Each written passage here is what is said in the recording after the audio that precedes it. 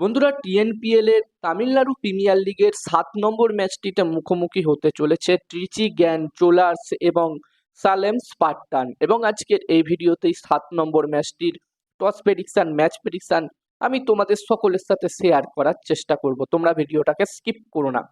যেখানে বন্ধুরা এই 7 নম্বর ম্যাচটিও হতে চলেছে কোয়েম্বাটুরেতে, এবং এখানকার পিচের ব্যাপারে অলরেডি তোমাদেরকে আগের প্রতিটা ভিডিওতেই জানিয়েছি। যেখানকার পিচ দুরকম পিচ আছে। একটি পিচ আমরা দেখছি একটু স্লো পিচ আছে, খুব একটা বেশি স্কোর হচ্ছে না, এবং আরো একটি পিচ আছে যেটা আমরা দেখছি একদমই প্রপার ব্যাটিং পিচ।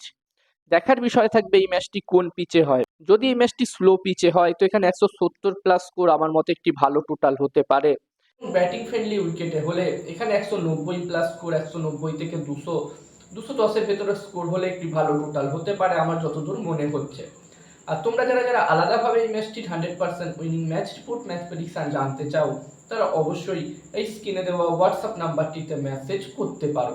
আর বন্ধুরা, যেখানে ট্রিচি গ্যান চোলাস টিম তাদের প্রথম ম্যাচটি হেরে এই ম্যাচটি খেলতে আসছে, তো এখানে ট্রিচি গ্যান চোলাস টিম অবশ্যই চাইবে তাদের প্রথম জয় অর্জন করতে এবারের এই টিএনপিএল এ, যেখানে তারা তাদের প্রথম ম্যাচটি হেরেছিল নেল্লাই রয়্যাল কিংস টিমের বিরুদ্ধে। ওই ম্যাচটিতে ট্রিচি গ্যান চোলাস টিম প্রথমে ব্যাটিং করে 157 রান করেছিল, এবং নেল্লাই রয়্যাল কিংস টিম এই রানটি বলা যেতে পারে খুবই সহজে চেস করে দিয়েছিল।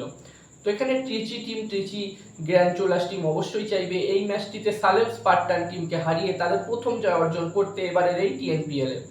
অন্যদিকে সালেম স্পার্টান টিমের কথা বললে এই টিমটি তাদের প্রথম ম্যাচটি জিতেছে, যেখানে সালেম স্পার্টান টিম তাদের প্রথম ম্যাচটিতে মাদুরাই প্যান্থার্স টিমকে হারিয়েছে। যেখানে ওই ম্যাচটিতে মাদুরাই প্যান্থার্স টিম প্রথমে ব্যাটিং করে 164 রান করে, এবং এই রানটি খুবই সহজে চেস করে দেয় বলা যেতে পারে সালেম স্পার্টান টিম। ম্যাচটি তারা 6 উইকেটে জয়লাভ করে। তো এখানে সালেম স্পার্টান টিমও চাইবে এই ম্যাচটিতেও জয়লাভ করে ব্যাক টু ব্যাক দুটো জয় পেতে।